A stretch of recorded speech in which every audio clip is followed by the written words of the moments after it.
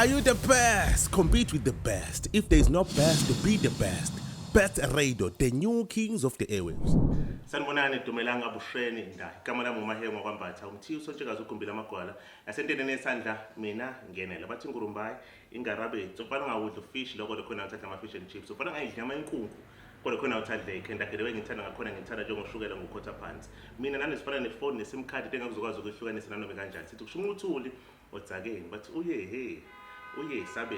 Sesiphinde sabuya futhi with Mahewu podcast. Sazi ngoba lokhu ngibhizi ngisho ukuthi abantu abaningi lokho ebhizi bengibuza ukuthi Mahewu ushona kuphi kwenzakalani Mahewu podcast. Yes, we are back. Njengoba sibuyile ke this time around sibuye with our main sponsor. Lesina njengamanje ugcinile Masondo. Kunegama lakhe lesingisi afuna ukulisho la but ngizokwazi ukuthi nilibone lapha yana phansi lizovela. But ukuqala nje I want to say thank you so much to Zulu Studio TV, Shwala Images, Best Radio, and also I want to thank to Image by FM ukuthi lokho ibe busy supporter from iqala iMahewu podcast up until sifike la sikhona. Sibuyile but mawufuna ukwazi umsebenzi wakhe ugcinile ukuthi wenza umsebenzi boni. Cela ukuthi wenze kanje. Manje la then masibuye ngokusitshela ukuthi umonakalo ungakanani bamba la. Kwa DCI silungisa igama elingcolile ko Credit Bureau. Sisusa i-debt review. Silungise ama-accounts amadala asena 3 years nangaphezulu. Ama-judgments kanye ne-administration order. Xhumana no-DCI ngo-WhatsApp ku-078 904 9404. Inamba yasehhovisi u-035 870 1109. Kanti siyatholakala na ku-Facebook. Unga-email ku-anagrath23@gmail.com. Amahhovisi angasekhemisi kaZulu upstairs ku-office number 3. Abase-Pietermaritzburg bengasithinta ku-033 817 8453 noma ku-073 824 8318. Debt Counseling Incorporated. Iwona umsebenzi lo akawenzayo ngiyothema ukuthi nawe uyawuthokozela. La ku Best Radio usponsorishe ishow le afternoon cruise le ephushwa yimi. Wow, what a wow. Oh, okay. Bubububu lana inkosazana le gama la ugcinile ngoba Masondo usuka lapha kwaCeza. Into engiyaziyo ngaye wayifunde accounting. Siyazi ukuthi back then ngalezi ikhathi abantu abaningi babefundela ukuthi naye mangigcine ngaba no grade 12 ngaphela lapho and ngiphume ngiyohlala ekhaya nangiyazi vele ukuthi nomatriculate no grade 12 abantu babefundela ukuthi babe othisha but thina kwakhe kwahluka wayefuna ukuba iCA noma nithi ke chartered accountant but la akakhona njengamanje she's running icompany yakhe le ezoba ilegacy yakhe. Siyaqala ukubona kwenzeka ngingazi noma bakhona nabanye sebebakwenza kodwa ngiyaqala ukubona mina kwenzeka kuyena kukhona i-DCI version 2 ukhona version 1 lapha ke eMaritzburg ngiyitholile ikhona khona but Mahewu siyacela emva kuba nikhulume ngicela ukuthi ningasikhohle. Uyaphila nkosazana? Siyaphila kodwa Mahewu njani? Ngiyaphila. You look so awesome. Ngiyayibona ne-dress, ngiyabona ne-couch. Ngathi ubwazi uzofika uhlala e-couchini efana nalo. Shothi bekhethiwe solana namhla. Awungitshela nje nesikhoma sakhona. Uzomenzani? Yithi laba nguwe lo. Finally ngiyabona ukuthi uthathiwe. Oh yes. Akusiyona iblocker le. Uthathiwe for sure. Ungangikhola mina buza mina. Yeah, ngiyakubona kaningi usuka lapha ku version 1 uza lapha ku version 2.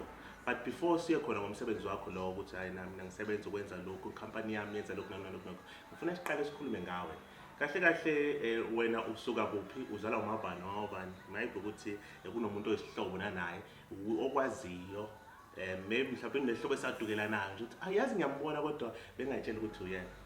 Noma sifake makeup.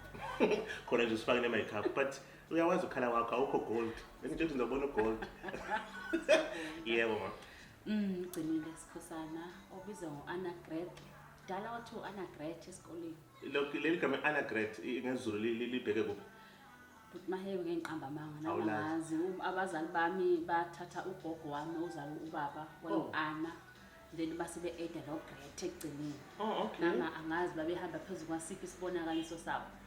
Kodwa ukwaligugulisha likugugule nje ucheck up leli gama leli lisho ukuthi akutholakala lona but Mahewu aninancazelo. Bahlanganisa nje ukamisa abazali ngalezi ayikhathi athi ngizwile leli ngalithanda. Yeah. And then Ugcinile Sikhosana uzala kwaCeza ngaze nesibhedlela saCeza. endaweni esigameni. Endaweni esigameni. Yeah. Ngawo 1984 wathola uDomoyi ngoFebruary. ngazalwa ngoDumoyi. Oh, wow. Zalo baba uSikhosana Imla nomama uMadlamini uThokozile. So umama uMadlamini akanalo igama lesingisi. So like Kwakumonika. kwaMonica. Yeah, Mhlawumbe ngenzeka bahlanganisa amagama eingisi ngoba nobaba ngiyamuzwa. Imla naye. Imla. Yeah. Yeah, ngiyasola. So there you go, uhlala endaweni yasemakhaya, ufunda khona endaweni zasemakhaya, and then ufunda high school, you pass high school, and then once you pass high school, wathatha i-gap year noma wavele nje wathi mawuphasile wathi na vele benginesifiso sokuthi ngidile nokubala nje imali, let me apply for i-tertiary noma i-college noma nenhlanhla uzuthatha kanjalo. Ngisifundile i-primary eNswangihlale ngaqeda, ngafunda high school eMnyamane high school. Oh, yeah. Ngaqeda angibanga nayo gap year. Because kwathi mawuthi unyaka ka2001 ukusisiphasile sesiqedile. SekuJanuary February ngo2002. Oh, yeah. Ngabotha abazali abanayo imali ukuthi ngisesikoleni. Isifiso sami ukuthi ngiyofunda yona kuba yiCA eML Satan. So letho eML Satan ngale sayikhathi so bayidingi2 manje. Oh, okay. So bathi abazali abanayo imali yokungiqhubezela. Yini enye ngicabanga engayenza. Isicelo sami kubaba nomama badayisa inkomo yabo eyodwa bethanda. Wow. Bayidayisa inkomo yabo bathatha imali esinawo nansi yale nkomo ozokwazi ukuthi uyofunda ngayo. Mhlawumbe ngakusasa ubuye ukhande ekhaya usiphe lathi sinko. Wow. Nangempela ke bayidayisa inkomo yabo ngahamba ngayo iPC training eFriday.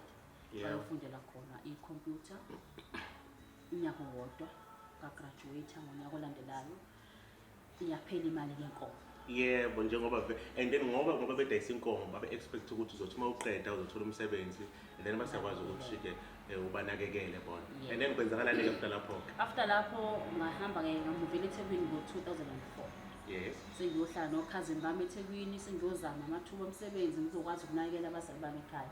Yebo ubaba uyasebenza but ekhaya akekho umuntu osebenza ngaphandle kwababa. Yeah. Mama akasebenzi, osisi bami nobhuti bami abasebenzi. So ngathi mina ngiyacela ithuba ukuthi bangivumele ngihambe ngeThekwini la ukuthola amathuba omsebenzi atholakala Ayi maningi ngakhona. ngafike ngahlala nami khona ngazama njengawo wonke umuntu athola umsebenzi eJardini ngasebenza iminyaka ucela ngo3 or 4 3 years. 3 years. Man, if usebenzele ethena ukuthi ufuna ukubeka imali ukuthi wenze lokho ukuthanda back then noma usenzele ukuthi nje ngithatha imali ngiyise ekhaya. Ngisebenzele ukuthatha imali ngisekhaya. Oh wow. Leli phupho lami lokuthi ngibe yiCA ngithi ngizongifica ngendlela. Bathoka manje anginakele sasalukazi sami esilapha ekhaya. Yeah. Ngithi ukusiphusha naso uyazi uma ingane yami iseThekwini iyasebenza. Umzali suke ngathi wenza umsebenzi owufundele noma wenza ini. Yeah. Ngenza lokhu uthi okay as long uma ethi igcinile ngilambile anginasi ishebo. Ukwazi ukumseva. Ngithatha le kwakusawo 300 rand ngenyanga. Wow. Thatha 300 rand wami uthathe wonke njalo uhambise. Ngoba mina la ngihlala khona vele ngihlala ngaphakathi. Nje ngingane yakhona la ngisebenza khona. Ngifike ngimncane eJardini ngingane.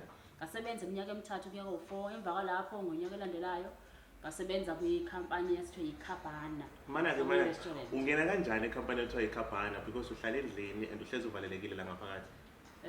Kunomunye osisi owayesebenza khona eKhabana. Oh yeah. Kwamakhelwane.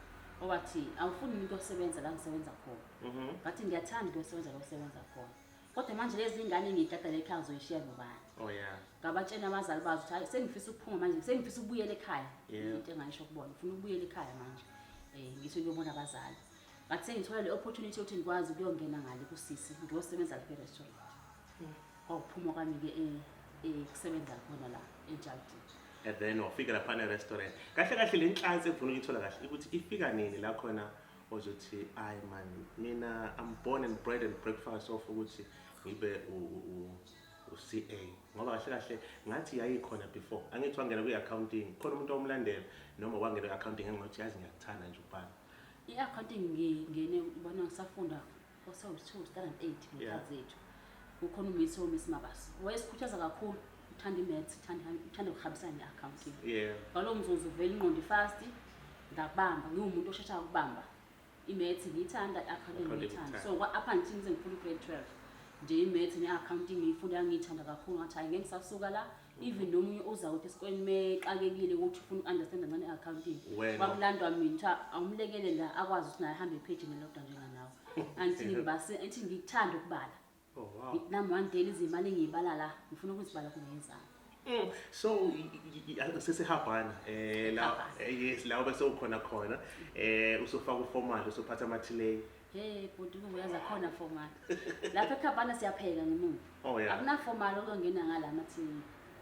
So ungemuva wena. Siyapheka ngale ngemuva. Okay. Ithina sipheka ngemuva bayafika bazolanda ngama-tray kudla laba balandayo siyabanikeza. Nakhona awungeni ngale ubona uyaphika ngala. Oh yeah. Sasebenza khona iminyaka yabanithathu futhi ngiyeke khona ngo-2009. Sengithola ithuba lokuthi hayi khona ikhampani okuthiwa uDebt Remedy. Esekhonethiwe ngaphakathi kwe-street. Ifuna nje abantu ama-agent azosebenza ukulanda abantu bancede lapha nalapha ukuthi ngihlanganiswa nekwenetu ukhokhelwa kanjani ukuze ukwazi ube debt free. Oh yeah. Ngayithanda. Ngayijoyina ngathi hayi ngize ngisebenza la eKhabana ngizobe ngafuna ama-customer ndlela yami. Oh yes. Ngasebenza khona apha until beyibona ukuthi hayi yekela manje ngala. Siyovula i-office ePietermaritzburg sicela ukuthatha wena. Ube wena ozoyohlala khona ngale. Hayi ngashiya eKhabana. Nangampela ngayithatha i-opportunity balivula i-office ngasebenza khona 2009 10 11 ngo-2012 i-office labo ngathi shona phansi. Oh yeah. Sekunzima ukuthi bakhokhe rent sebamba lapha nalapha ngabamba kunjalo. Usune experience wena. Sene-experience. Lento sokugcina sewuyithanda. So uyinto obona ukuthi yazi sengagugela la. Awungitshele nje ngoba phela ngithi akazange wazwana nasetertiary for khona. Uyokusho ukuthi bafike bakunikeza imfudumali basekunikeza olunye ulwazi ba-add iskill kuleso lokade usonakho. Kunjalo. And then nakho kusubona ukuthi umsebenzi iyaphela. Sengiyabona ukuthi ngo-2012 umsebenzi uyaphela manje akusaha yebo umsebenzi ngiyawuletha. Yeah. But abasafuna ukuholela ngendlela beholela ngayo before. Oh yeah. Usugcina usokola uthola imali yokuthi ugibele uyela kuhlala khona. Yeah. Sewugcina manje nawe uthi okay ake ngizame enye ikhampani engahle ngisize. Bathi hayi bekezela kuzolunga. Lama sente amancane angwathola ngawahlanganisa apha ngithi okay awuthi ngiyofundela le course kwa-debt counselor. Oh. Thando laqala lapho. Laqala lapho ngathi hayi ngiyawuthanda umsebenzi engiwenzayo. Yakhandeka ke inhlanzi. Ngathatha ithuba ngahlanganisa imali lebekelela ngaze ngawufunda ke nami ke ukuthi ngibe-debt counselor ngokwami.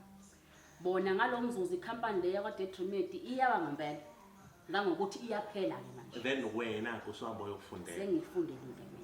So mase ngikufundelile ngaphasa ngo-2016 ngasithola What icertificate has isikhathi kangakanani? ukuyifunda Yeah. 3 weeks. Wow. Thatha 3 weeks ngayifunda. Ungangenzi ngithatheke nami ngiza nazo.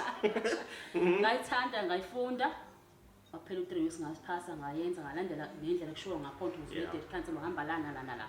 Yeah. Ngalandela. Base ngiyabatshela hayi sengiqualified to be debt counselor ngokwami. Sengicela manje ukuthi ngizimele ngokwami. Yeah. Bathi wenza into enhle. Ngalomzuzu amabhunu lawo sikhuluma nawo esisebenza nawo. You never go. Aba nenhliziyo ezinhle never nangokuthi go umuntu wrong. akacabanga ukuthi lo uhlanga lo ngamnika umuntu omnyama umsebenzi wonke. Yeah. Wonke umsebenzi wabo bawunika mina wonke. Bangathatha ukuthi balakho mina ngimhlophe umsebenzi amzonyeka bamhlophe abanye. Then Jake noTiyo bawunika umsebenzi wabanikela kimi wonke. Bathi ke Bathatha vele usebenze kakhulu ekhampanini wonke ama-client ala awakho. So sisikunika plus nawethu. sefana ukuthi ubaseveke ngendlela wena oneskill ngakhona. Yes, ngaseva ngabaseva ngendlela abanginikeza ngakhona. Ngalomzuzu vele abantu sebeyazi ukuthi ugcinile wenza ini kubhoshofu. Balokhu befikile abantu sengiyaphuma nami sengiyakwazi nokumaketha. Ngenza ama-pamphlet, ngenza ama-flyers, nginikeza abantu abangisiza abakhiphe indawo ney'ndawo. Umsebenzi ngabona ukhula. Since 2017 ngaqala ngazimela ke manje. 2017, 2018, 2019, 2020. Lo muntu usubheka kwi-decade manje. Close to decade. 10 years. Yeah, close to decade. So ngakhula ngayingane isikwazi ukuma impela. Manje awusakhasi uswama nakuyimela. Abantu abaningi bazobuza ukuthi lo msebenzi wakho umsebenzi kanjani? Vele thina masakhula kuthiwa hambaneni emazweni niyolanda ulwazi khona nizokwazi ukubuyisela emakhaya. Khona kuzokwazi ukuthi siphile sisonke la emakhaya. So abantu bazobuza ukuthi kahle kahle lo msebenzi wakho i-debt counseling yenzani? Yini kahle kahle? Abanye bathi nawo umsebenzi oqala ufanga ngathi ugcina le ehambeni. Kahle futhi wasiyabachazela la kwi-Mahe podcast. Singathi yini i-DCI? I-debt counseling ilapho usukufuna khona ukuthi mina ngiyimina ngogcinile. Yeah. Ngiyafisa ukusiza umuntu osenkingeni nekweletu. Yeah. Abe debt free. Uqangekile usufuna ukuphuma nakuzo sezindala ngikholelwa ukuthi ngikusiza. So ngabona ukuthi abantu abaningi baxakekile izikweletu. Yebo. Khona aba right isikhashanyana, khona oxakeke ngempela ukuthi ngiyasebenza ngiyahola kodwa ngisajabule kule emsebenzini. Yeah. Imali ama-debit order ithatha yonke angasabi nalutho. Usezona ngisho nanokuphela kwenyanga. Ethi kungcono ngathi ngisebenza but inyanga ingapheli. Naniningi labo sibe-resign ngale msebenzi ngalezi ayikhathi. Oh yeah. Athi ukuze ngithole imali zami, ngikhave iy'dingo zami ngoba akusaphileki. Yeah. Ngabona ukuthi akulona ithuba eli-right lokuthi ungaresign ulahle isinkwa Just to setlish ikweletu zakhe suke sezikhona. emva kwalapho sawuthola umsebenzi back. Kunabantu already abaphila leyo mpilo leya abaphila ngey'kweletu like unemonto ngeke ngisho ukuthi ekhaya wakhile ngokuthi unemonto isikweletu ukugqoka kwakhe isikweletu uney'ngane eceleni even lezo y'ngane ey'khona eceleni uphinde uhambe uyikhandela amakhadi azo ey'kweletu ethena ukuthi uma nje kukhona imali esikhona uma kuthiwa ingane ishoda ngani behambe bowuswipe ngalawo makhadi lawo ey'kweletu egcina sethi ya mina like sengiphilela nje ukuthi ngiyihlalele. Ngabe wena ungisiza kanjani-ke? Sengiyaqhamuka sengisho kuwena ukuthi nazi-ke iy'kweletu enginazo emalini engiyitholayo 6,000 8,000 ngenyanga ngigcina ngihamba ngiya kumashonisa ngiyofuna 1,000 ukuthi ngikwazi ukuphila ngenyanga. Mahewu, ya bakhona abantu abaphila kanjalo. And bakhona Kakhulu futhi osuphila imali osuyiholayo isivele iphele la. Yeah. Idingo zibe ngaphezulu kwemali ungifile oyiholayo. kwemali le enginayo. Yeah. Sugcina siyoboleka. Yeah. Yilapho usungena khona komashonisa. Usuyithuthi hayi ukuze ngikwazi ukuphila kangibuyele ngakumambane ubaba ubani anginikeza imali ukuthi ngigibele ngemsebenzini. Yeah. Le yakho vele isiphelele emakhadini yaphelela kwimoto. Mhlawumbe nebond yadonsa. Yeah. Mina yami advice bengathi kumuntu onjenganalo njengamanje. Unemonto nomuzi. Yeah. Ngiyale ngithi ngiyayiprefer debt counseling. Ikusiza ukuvikela lo muzi nemonto. Yeah. Inciphisa ama-installment, inciphisa i-interest. Si-extend i-term yokukhokha. Ama-account ke lamancane akhokhele uwavale. Uyakwazi ukulebhaya ntomahewu. Sisiyalebhaya manje. Kuyaphileka futhi nalapho. Lapho nakho futhi uyakwasho ayini uqhubeke nempilo. Lapha nje uze kwethu kwehla kancane. Yes. Anti uyazi debt counseling ungenile kuyona ngala. Umuzi wakho usevile umuntu uyisevile. Sekula makhadi amancane sefoni wasethishe 1 by 1 by 1. Chazela ingane yami ngikunikeza ikhadi ngenyanga eza ngiyalivala angisa afford. Ingane zethu ziya understand umuzi wetshena kahle cha angisa for that time but when the time is right izobe sekwazi ukuba right. Ukuze sime ekhasi buyele phela sibe right. Uma imali ekhaya ngasekho engenayo akuhlezi ukuthula kungekho. Akuyaphela imali emingekho ukuthula kuphi. Asize la kukhona le office lakho uyibiza ukuthi i-version 1 le SAPMB is the one le okhulele kuyona. Wani mokhulela kuyona wasebenza yona yaze yaphila. And then manje usuthatha steps sesibili ukuthi ube khona version 2 la uluntu. You can't tell me ukuthi akazange uzohlabazana nama challenges lapha na ku version 1. Just usithi nje halamuze ukuthi yazi ever since ngaba khona lapha there was a time because uma uqala into ngiyazi there is always having that challenge ukuthi yazi wish abazange ngaze ngayiqala due to the pressure losukuyithola the challenges la khulisa. Ngibone la khona wathi khona I hate myself. I wish ngacommit suicide. I wish ngaba ngazange ngaze ngayiqala lento.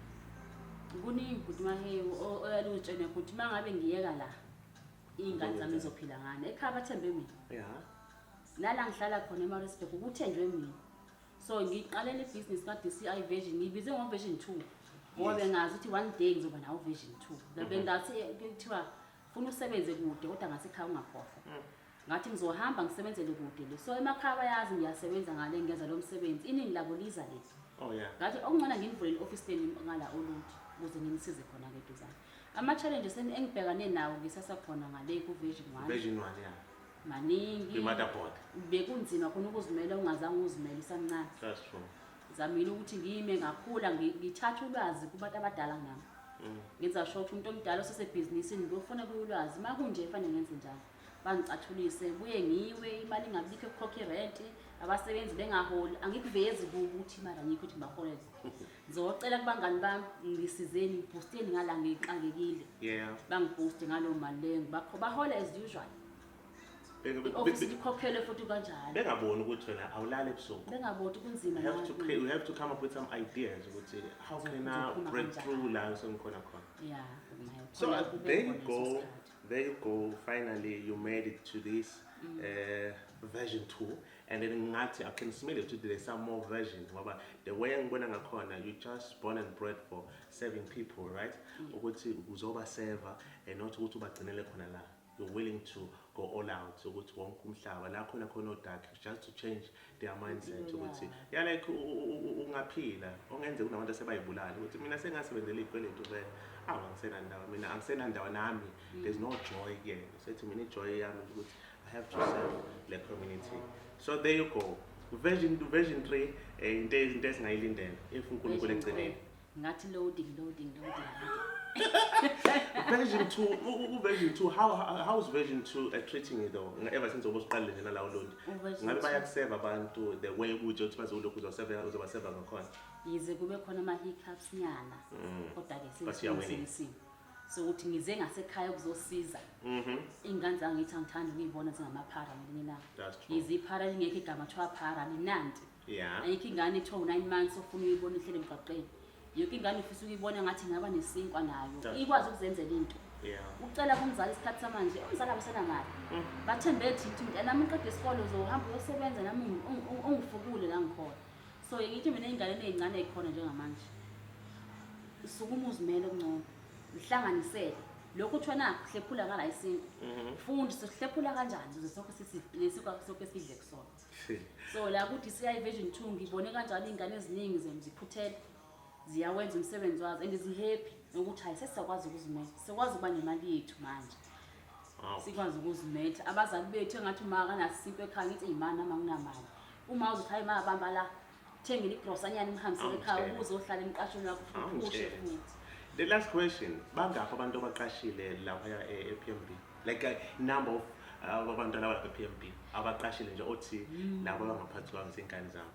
ePMB nginabatana bo40. So ePMB uqasha abantu 40. And then la Olundi na 35 okwamanje. okwamanje. Your max ufuna ukuthi ube 40 nakhona. 100. Ufuna 100. Ufuna ukuseva le mizo 100 yokuthi ikwazi ukubeka isikwe etafuleni. Wow, it's true. Ngibonile nakhona the service the lokho bafundisa yona is so high trended, and then I'm so proud. Amagama ongandlulisa kumuntu osifazane ofisa ukuthi naye ayimele one day. Umuntu osifazane onothando lokuqala something but une-fear. Abanye abantu besifazane abafuna ukusho ukuthi ba-broke. Instead bajele ukuthi ayina ngoba nginamali ngoba vele ngithatha nomuntu o-useless noma nginamali. Abafuna ukusho lokho. So lokhu ma-advising ngifuna ukuthi kume kwenele ukuthi just to encourage umuntu othi ngiyafisa ukuqala kodwa ngisaba. Ngiyafisa imisebenzi ayisekho manje. Ngiyafisa just to ukuzama but ngiyesaba. Ungathini ke? Ngingathi mina kuyimbokodo khona incane ndala. Awukhohlula isibindi. Bethu impilo irisk. Yeah. Uyathatha irisk impilo kwazi ngakusasa vela kunalutho ngizovuka nginalo. Kodwa mase ngithe mina ngiyafisa ukwenza lokho. Uyimbokodo uzokwazi ukwenza. Awusoze wahluleka. Imbokodo ayihluleki. Iyacabanga into iyenze ngakusasa. So bengathi nje mina sami into ebengayisho kumuntu oyimbokodo ekhaya. Uthi lokho sokucabangile kuyikhona. Lo nyaka wesikona bayibiza ukuthi it's a leap year, unyaka weyibusiso, unyaka wama actions, unyaka wokuqala. Ungalokho uthi ngizokhumbula it's a leap year la khona sithola khona uFebruary ubhanza. Once wabhanza uFebruary, bhanza after 5 years. So if usubhansile it's a leap year la khona sokuthi I'm here to calm down myself. Ngithathe konke nginikeze umdala bese kuba uyena otake over. Mina what I'm going to say to you ukuthi try your best ukubona ukuthi yini ezokwenzakala. Before ngimdedele, ngifuna nje ukuthi alok akhulume nami izinto ezo3. Ngiyazi ukuthi lana ngiyakhijacker. Just 3 things. If uthiwa unikeza ithuba, oqala umbuzo, uzongiphendula nje before ngidedele. Oqala umbuzo, if uthiwa ngikunikeza ithuba, ngithi bonga noma ubani lapha kwi-camera. Anyone who just encourage you ukuthi uzofike la ukhona. Even though ungakayiphile impilo efisa ukuyiphila. But uNkulunkulu mkhulu ngiyabona sethatha ngibeka to another level. Just 3 people ozothi nje I want to say thank you to Spanbani for ukuthi bakususelana la ngobeka la ukhona. Ngabonga ngoba sekuseyiqala vele but there's somewhere la uya khona. Ngenzela ithi ibini Tom usuyakubuka lokhu esekudlala so nakho uthi wow yazi angayitsheli yeah. Okay. Engathi mina umuntu engambonga ngazibonga mina kuqala. Wow. Yeah. Ngizibonge mina kuqala ngokuba nesibindi sokuthi ngikwazi ukuma noma kunzima. Awandele ba. Abandele bani? Abanye baya give up endleleni uzibuza uma ngive up manje ubani ozongisiza. Number two. Number 2 umuntu angabathenga ngabonga abazali bami ngokuthi nje babe nesibindi emhlabeni ngibe khona. Yize ngazala nginganga ngesandla ngingaka. Bathi bazongcina khona ngimncane bangasho. So they call you Gcinile because of. Babethi ngokugcina bangazala ngithanga ngilingana nesandla la. Is it? Uthenga umanga ngesamukelo. Do you know ukuthi indlela umuntu azalwe ngayo if indlela azalwe ngayo iyona esoke determine i-future yakhe. If ukuthi kube nama challenges ukuthi uzalwe. Meaning okusho ukuthi kukhulu uNkulunkulu asebekele khona. If ukuthi kuthiwa befanele azalwe in 9 months akakhonanga uzalwe in 10 11. Meaning usho uSathane bezama ukublock le nto uNkulunkulu ayibona enkulu kuyena. If uthiwa uzalwe wahlala enebhodleleni, there's something big uNkulunkulu asuke ebekile. Once waba nama challenges your birth waba there's something big. You might be a leader or sukusuzo landa abantu. Yes, just past that. Number 2, uthiwa abazali yes wogcinile, yes. And then the last person. Okay, the last person ngingabonga khona umama uthiwa umama Sizani Khumalo eMaritzburg. Engathi mangifika ngimncane ngafikele kubona manje ngabantu abadala. Engathi mangifika ngithi ngifuna ukwenza abangani ngathi ngimcela umuntu ongangami ozoba umngani wami ngoba yena ngeke siye phambili. Indlela zethu zoya le ngifuna ugqoka ibhlukwe ngifunda ukuthi hayi siyaphuza ngapha ngama weekend siyaphuma. Wangithatha umama wathi hayi wena uzoba ingane yethu la. Officer wamakhelwane. Wathi every time akuyilunch uyasuka office lakho sidle lunch nawe ngala. Njengakhulu iMaritzburg ngayifunda yonke ngafunda impilo ukuthi empilweni mina ngifunda ukwenza yonke into ngingaka. Sure. Wathi uma unemali siyasave, uma sinemali siyakhe ekhaya. Ngafunda ukuzakhela imizi yami eMaritzburg. Nemizi owu2 ngiyakhileyo. Maritzburg. Yes. Unamanga we. Nemizi owu2 ngiyakhileyo eMaritzburg. Okay. So mangiyakhila imbili bathi ngenxa yakhe lo mama nje lokho ethe so save imali. Uma ingekho imali zokuboleka kweyami ukhokha amandla. Angiye bank. Wayomashonisa ngokwakhe. Kodwa wethi ngizokunikeza imali mina. Qala ukuthenga imoto oqala. Wangithengisa imoto ngaba nayo first car ngo2017. Ukuze khaba bengithanda ukuze khaya isikhathi zonke. Uthi uzokwazi ukuthi travel anytime you wanted to. Anytime ufuna ukukhanga angigibeli khumbi ngene emontweni yakho hamba ekhaya. Zingaki imoto zakho sona? So9. Okay. Angazi noma ikhamera ekwambile nokho. Ukuthi nemoto ezo9. No, okay. Sezo9 imoto. Sezo9 manje. Futhi ongathi awumile nje kahle kahle. Saya phambili kodwa nginegarage lonke efanele ngibe nayo. Ngokwesibonakaliso umkhulu wami wangifikele ephupheni wathi mzukulu wami uma wenze kahle ngithi ngenzela khona silungisa ikhaya lami. Ngiyokubusisa. Uyokhetha kuleli garage. Lavela likhulu nine imoto eziningi yonke inhlobo yemoto lapha. Ezinye zazo sengizibonile sezikhona. So ngisabona ukuthi ayisho ukuthi zisaningi esazona. Zisaningi ezayo. Lokhu ngihambile chayi sekulizulu futhi mahaye ngeke ngikwazi ukulahla. Idlozi into ekhona futhi ngeke ngikwazi ukulahla. Yazi bengithi ngiseza lapho ukuthi which region are you believe in? But ngiyazi ukuthi uma ungale kwa esigamekweni kahle kahle kufanele ngiphoqelekile ngoba anqena ukuthenga ngo2 rand. Ngale esigamekweni. Esigamekweni u2 rand phela kodwa ngithengi ngiyaceli lona. So and then base ngeza ngalana ke like my second question. Ngabe angifuna ukubuza as like into ejwayelekile is my second question before my last one. Ukuthi in eminyakeni ewu3 to come ngabe iso lakho selibanzi kangakanani ngokuvula ama offices? Iso lami futhi mahe ngunyaka ozayo libuka lapha eDandi. Wow. Libuka eNewcastle ukuthi baningi futhi abasuka le kude beze eMaritzburg. Oh yeah. Ngifuna ukusondela eduze kwabo. Oh okay. Ukuthi ngibe seduzana nabo bakwazi service yami bayithole lapha eduze kunoku transport njalo eMaritzburg eoffice uyabuya ukude nama toll gate futhi ayabiza. So iso lami kule minyaka emibili emithathu libuka lapha ya eDandi ukuthi hayi ngiyasondela ngiyeza. Na last question. Ogcina ncane ngiyakudedela ke la emva kwalana bese iqedela. The last question. Akujwayelekile ukuthi sibona abantu besifazane beyimele ngalendlela lokho oyimele ngayo. Siyazi ukuthi abanye sijwayele ukubona ukuthi kuba abantu besilisa and usually kujwayele ukuthiwa every man's success, there is a woman behind. On your success, who is behind you? That's my last question. Okwamanje ngathi akekho behind me. Oh yeah, so Ngaphandle komyeni wami okhona oya nginika support uthi hayi siyaphambili. Yize singakabikho ebhizinisini lolodwa. Yini ubhizi kakhulu ngamakhumbi. Kodwa nje uthi hayi support ngiyakunikeza. Masiya ngala kuba khona eduzane nathi si support ibhizinisi hayi izokhula one day until naza akhumbule ukuba la eduze kwami ngokomsebenzi. Uyakhula. Nkathi ukhula uzodinga na uthi akamanage ioffice elodwa.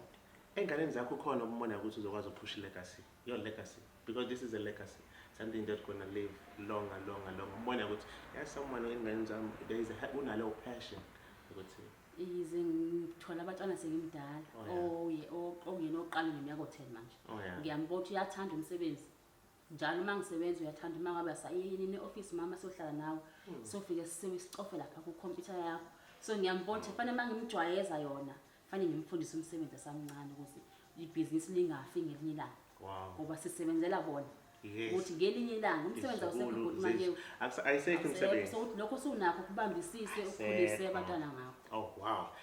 Allow me to love and leave you guys. Bekumnandi sindawonye. Ngiqale ngibonge kakhulu. Thank you so much to Zululand Studio TV. Thank you so much to Shwala Images. Thank you so much to Best Radio. Thank you so much to Amajuba FM, and also thank you so much to Mingling Dan lekhona lapha kwa this section la sikhona khona njengoba nisibona sibahle sinje sirelaxile emacouchini. Ungafunga ukuthi kusekhaya noma ikuphi kodwa ke guys, and thank you so much. So phina sinibambe futhi kwenye iMahel podcast elandelayo kungekudala la khona nakhona ezokwazi zobe ishubile nje kanje. Let me love and leave you guys. Isiphelele nisibona nikudala. Thank you so much.